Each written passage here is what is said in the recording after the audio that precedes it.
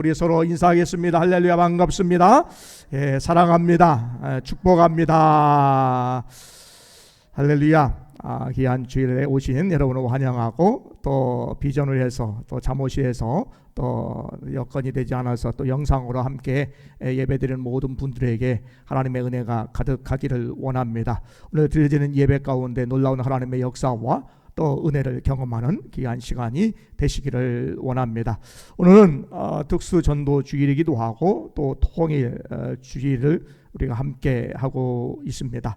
또한 다시 세우고 수리하자 21번째 시간으로 함께 하고 있습니다. 우리의 신앙을 다시 한번 우리 느헤미야와 또한 에스라의 말씀을 통하여 다시 회복되는 귀한 역사를 경험하는 여러분 되시기를 원합니다.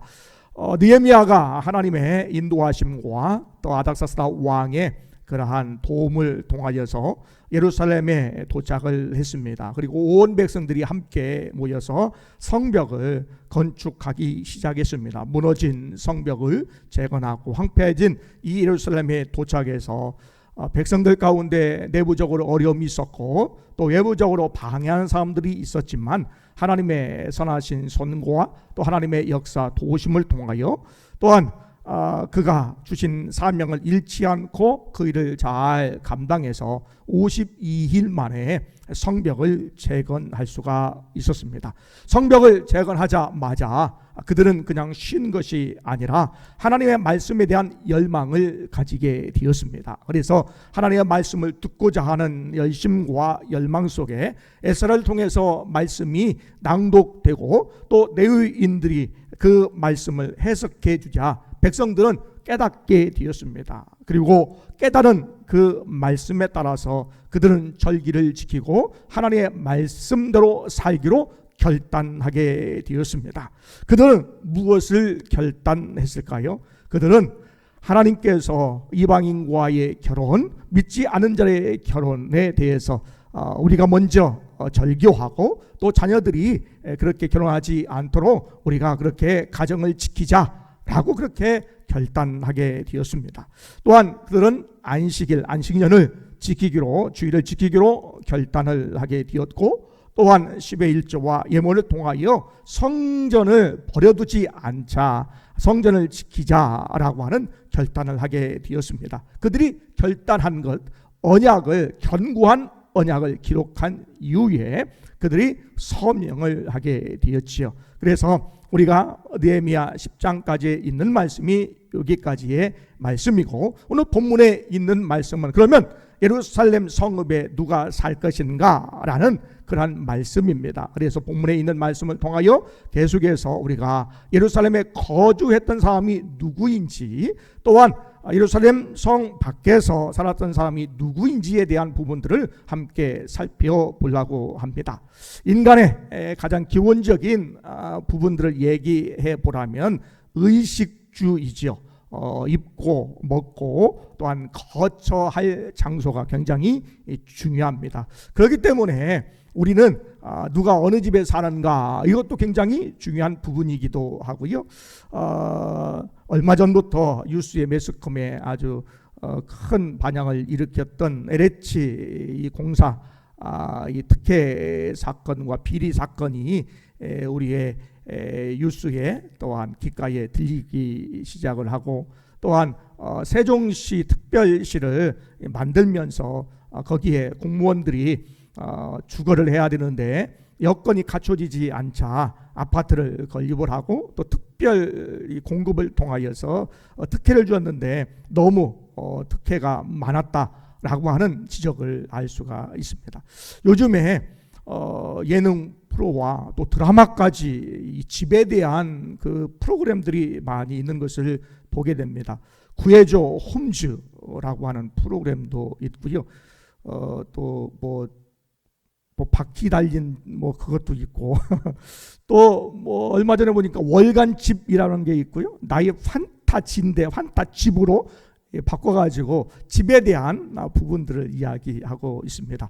그리고 젊은 사람들이나 또한 집에 관심이 있는 사람들은 웹에 조금 관심이 많고 또 좀 잘 활용하는 분들은 직방이라고 하는 그런 앱이 있는데 그 직방이라고 하는 부동산 그 관련 집을 알아주는 그 앱에서 요즘에는 집을 직접 사람이 가서 보지 않아도 화면상으로 그 집의 형태가 어떠한지 직접 중개인을 통해서 보는 것 같은 그러한 장치를, 그러한 시설을 만들어서 소비자들이 그렇게 활용할 수 있도록 하는 그런 일들을 하게 되었다는 소식을 듣게 되었습니다. 그만큼 우리가 집에 대한 관심이 있고, 또한 인간이 가장 기본적인 그러한 필요를 얘기할 때는 의식 중에 또 집이 중요하다라는 것을 알 수가 있습니다. 그런데 느헤미야 7장 13절과 14절에 있는 말씀에 보니까 예루살렘 성벽을 이스라엘 백성들이 다 재건한 이후의 상태를 알 수가 있습니다. 느헤미야가 예루살렘에 지도자를 세우고 지도자들에게 명령을 합니다. 성벽을 세우고 성문을 달았는데 이 성문은 이 성에 들어오고 또 나가는 사람들을 이렇게 통지하는 것이잖아요. 그래서 이 성문을 지키는 사람들에게 이 성문을 해가 높이 뜰 때까지 성문을 열지 말라, 이렇게 얘기를 했습니다. 또한 예루살렘 이 성읍 안에 사람들에게 맞은편에 있는 곳을 지키라, 이렇게 이야기를 했지요. 그러니까 아직까지 이방인들의 공격과 침입이 있었다는 것을 알 수가 있습니다. 또한 14절에 있는 말씀이 뭡니까? 성읍은 광대하였고 또 거주한 사람은 적었고 가옥은 건축되지 아니했다라고 이렇게 이야기를 하고 있습니다. 가옥이 아직 건축되지 않았다라는 것이지요. 살만한 형편이 예루살렘 성읍에는 없었다라는 것을 알 수가 있지요. 또한 주민이, 거주하는 사람이 적었다라고 하는 것은 상대적으로 이 예루살렘 성읍 안에 내가 할 일이 더 많아졌다라는 이야기도 됩니다. 왜냐하면 사람들이 많으면 할 일을 나누어서 하면 되는데 사람이 적으니까 예루살렘 성읍 안에 해야 할 일들을 내가 많이 하게 되는 것이지요. 그것이 오늘 예루살렘 성읍에 살면서 어려운 점인데, 그것이 사실은 이 생명과도 연결이 되었다는 거예요. 왜냐하면 내가 지키는 사람이 많으면 내가 지킬 수 있는 공간이 좀 작아지는데 사람이 적다 보니까 외적의 침입과 공격에 파수하고 지켜야 되는데 그 할당량이 더 많아진다라는 것이지요. 그래서 예루살렘에 들어가서 살아야 되는 것은 맞는데 선뜻 이 위험한 곳, 그리고 아직 집이 다 이렇게 환경이 조성되지 않는 그곳에 들어가서 내가 산다는 것은 참으로 어려운 일이었다라는 것입니다. 그런데 이 예루살렘 성읍 안에 사는 사람들이 누구였느냐라는 것이지요. 그 명단이 1절부터 6절 또 9절 19절까지 있는 말씀까지 계속해서 이어지는 것을 우리가 알 수가 있습니다. 그러면 이 예루살렘 성읍 안에 산 사람, 그러니까 어렵지만 이 예루살렘 성읍이 사람도 적고 또 거처할 수 있는 환경도 되어 있지 아니하고 또 외적의 침입의 위험성이 있음에도 불구하고 그것을 감당하고자 하는 사람이 누구였느냐라는 것입니다. 첫 번째는 지도자들이 거주하였다라는 것입니다. 한번 따라 하실까요? 지도자들이 거주하였다. 지도자들이 거주하게 되었습니다. 지도자들은 자신이 거주할 것으로 그냥 생각한 거예요. 그러니까 지도자들은 당연시 내가 예루살렘의 성읍에 들어가서 살아야지 라고 이미 그냥 느낀 것이요. 이미 준비되어 있었기 때문에 그들은 그냥 당연하게 예루살렘 성읍에 들어갔다는 거예요. 위협이 있어도 또한 제대로 이 주택이 마련되어 있지 않았다 할지라도 형편이 좋지 않았다 할지라도 지도자는 그냥 당연히 들어가서 살 줄로 알았다는 것이지요. 지도자는 앞장서서 하는 사람이에요. 솔선수범하는 사람들이지요. 그렇기 때문에 당연히 해야 할 것으로 알았다라는 것입니다. 그런데 당연히 해야 할 것으로 알 수 있는 과정이 필요한 거예요. 그냥 이게 당연한 일이야 라고 그렇게 결정하고 그렇게 생각하고 결단하기 전까지는요, 그 과정이 필요하다 라는 거예요. 어떤 과정이 필요할까요? 만약에 교회의 리더로 우리가 살아가야 되는데, 그러면 교회에서 어려운 일을 맡고 형편이 되지 않은데 그 일을 감당해야 한다면 내가 당연한 거야, 내가 해야 돼, 내가 해야 될 일이야 라고 그렇게 결정하고 하기 전까지 무엇이 필요할까요? 첫 번째는요, 현장에 있어야 됩니다. 한번 따라 하실까요? 현장에 있어야 된다. 현장에 있다는 것은요, 교회에 있다는 거예요. 교회에 있다는 것은 예배의 현장에 있다라는 것이에요. 여러분, 어느 모임이든지 그 자리에 없으면요, 그 모임을 이끌어갈 수가 없어요. 그래서 교회의 현장에 있어야 됩니다. 현장은요, 예배의 현장이에요. 이것은 가장 기본 중에 기본입니다. 왜냐하면 리더이기 때문에 하나님의 백성, 또 하나님의 사람으로 일꾼으로 하나님의 일을 감당해야 되기 때문에 그것은 기본 중에 기본이다라는 것입니다. 그래서 지도자들은요, 예배에 최선을 다해야 됩니다. 공적인 예배에 최선을 다해야 되겠죠. 공적인 예배가 무엇일까요? 주일 오전 예배, 오후 예배, 수요 기도회, 또한 구역 예배, 또한 새벽 기도회가 공적인 예배이죠. 나머지는 좀 더 할 수 있는 부분들인데 이것이 공적인 기본적인 예배의 기초인 것을 우리가 알 수가 있습니다. 그러니까 리더들은요, 현장에 있어야 된다. 예배의 기본이 되어야 된다라는 것이죠. 두 번째는 훈련의 과정이 필요하다라는 거예요. 이 기본 훈련을 이야기하는데요. 첫 번째는 기도 훈련이 있어야 됩니다. 신앙생활의 기본은 기도와 말씀입니다. 두 번째는 말씀 훈련이 있어야 되겠죠. 왜냐하면 하나님의 교회를 위해서 일하는 사람이 하나님과 소통이 필요하고 하나님의 뜻이 담겨져 있는, 하나님의 의지가 담겨져 있는 하나님의 말씀을 이해하지 않고는 하나님의 일을 할 수가 없기 때문입니다. 그래서 이것은 기본의 훈련이 있어야 된다라는 거예요. 세 번째는요, 가르침을 받아야 되고 가르치는 자가 되어야 됩니다. 우리는 누구에게 가르침을 받을까요? 교역자나 또 신앙의 선배들에게 가르침을 받게 되는 것이죠. 또 잘 배워가지고 신앙의 후배들에게, 또 지금 믿는 사람들에게 잘 전수하는, 가르치는 일들을 하는 것이 지도자가 해야 할 일이다라는 것입니다. 네 번째 지도자가 해야 할 일은 맡은 일에 충성을 다하는 것이죠. 충성할 때는 헌신이 필요합니다. 때로는 열정이 필요하고요, 또한 시간을 들여야 되고요, 또 때로는 물질도 들여야 되고요, 때로는 내 마음의 자존심도 버려야 되는 그러한 감정적인 헌신도 있어야 되는 것이지요. 그럴 때에 지도자로서 이런 과정을 거쳐와서 결국에 내가 이런 과정에서 훈련이 되었고 또한 이런 결말을 이루었을 때에 지도자가 이건 내가 할 일이야, 내가 감당해야 돼, 당연한 일이야 라고 그렇게 할 수가 있지요. 아직까지도 지도자라고 하는 명목이 있지만 그 일을 내가 보고하거나 내 거 아니야, 회피한다면 내가 지도자의 역할을 잘 감당하지 못하고 있다라고 생각을 해도 된다라는 것입니다. 첫 번째, 예루살렘에 황폐해지고 또 살 수 있는 공간이 아니었고 또한 외적의 침입에 위협이 있음에도 불구하고 살았던 사람들은 지도자였다라는 것입니다. 두 번째, 어떠한 사람들이 살았을까요? 비자발적으로 선택받은 사람들이 살게 되었다라는 것입니다. 예루살렘 형편이 참 어려웠지요.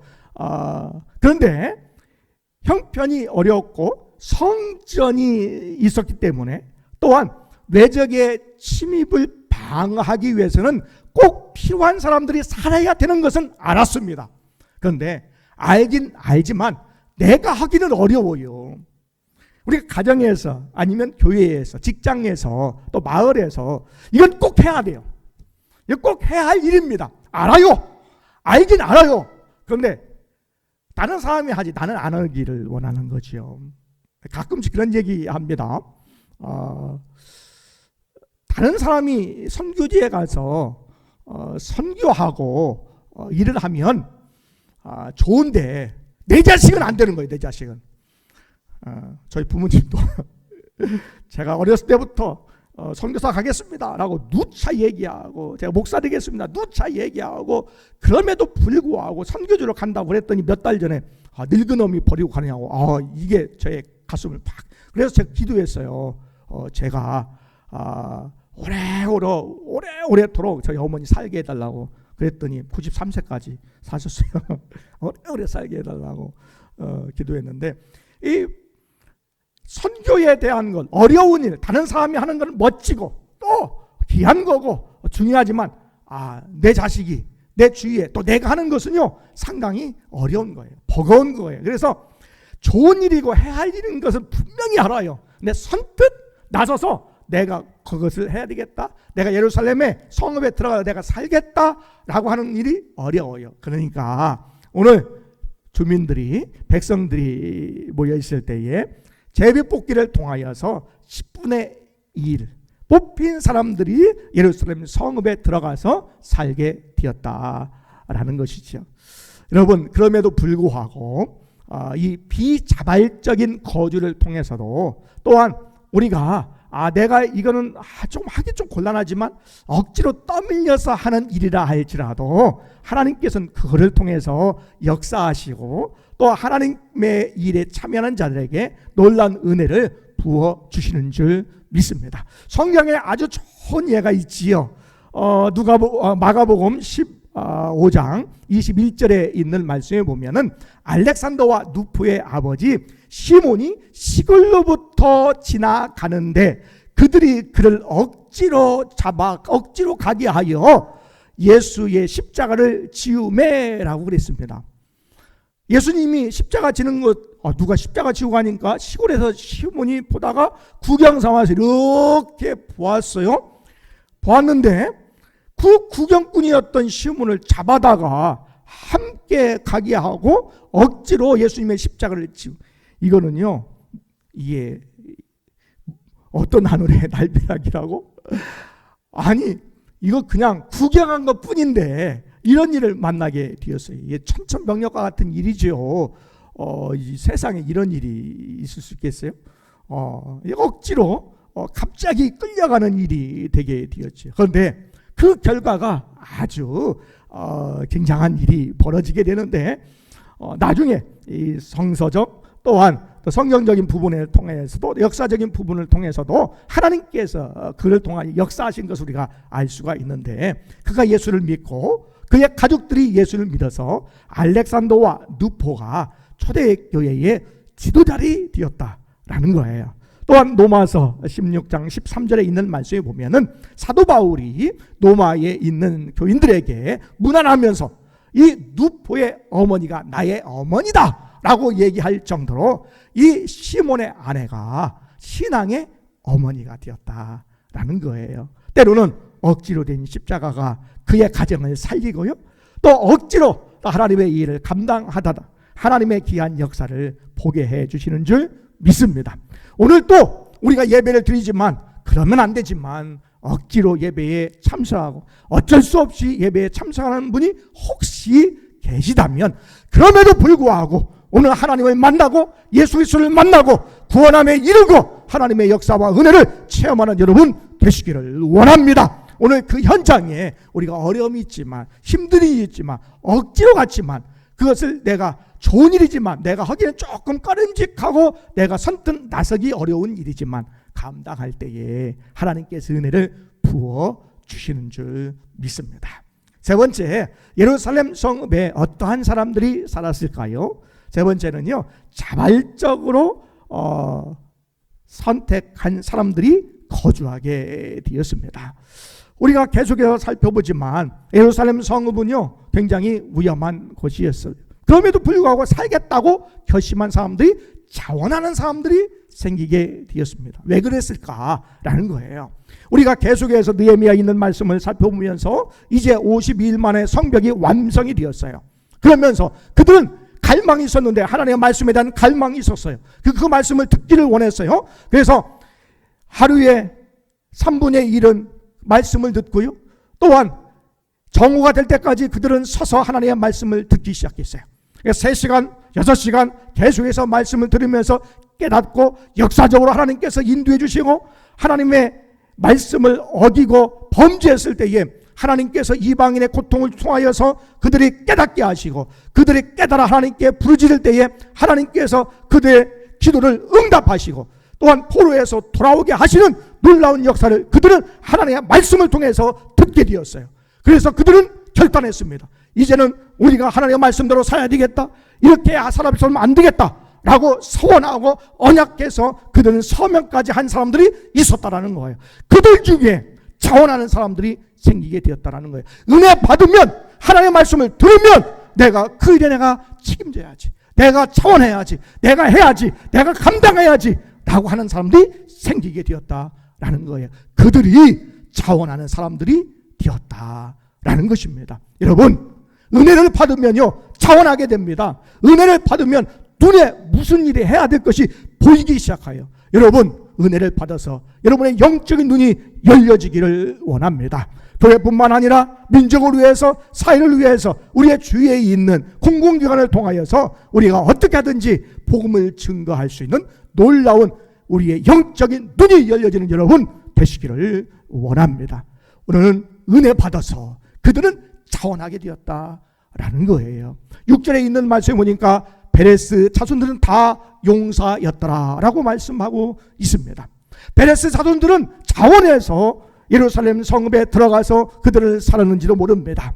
그런데 왜 살았을까요? 그들은 용사였기 때문에. 왜 용사가 필요합니까? 예루살렘 성읍에는 위험한 일들이 있기 때문에, 외적의 침입의 공격에 위험성이 있기 때문에 용사들이 필요한 거죠. 그래서 베레스 자손들은 용사였기 때문에 그 안에 살기를 원했다라는 거예요. 그들이 용사가 됐던 이유, 그들이 지금까지 훈련되어서 용사가 되었던 이유가 이때를 위함이 아닌가.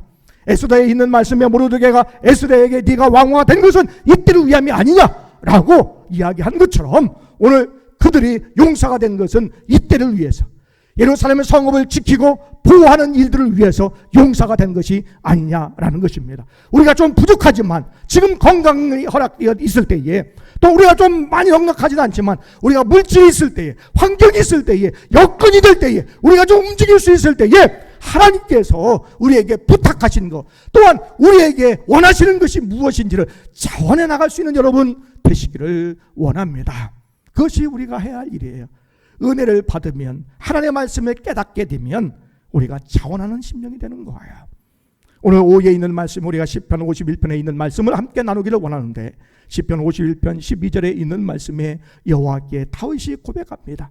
하나님이여, 구원의 즐거움을 회복시켜 주시고 자원하는 심령을 내가 계속해서 지켜나갈 수 있도록 도와달라고 그는 기도하고 있습니다.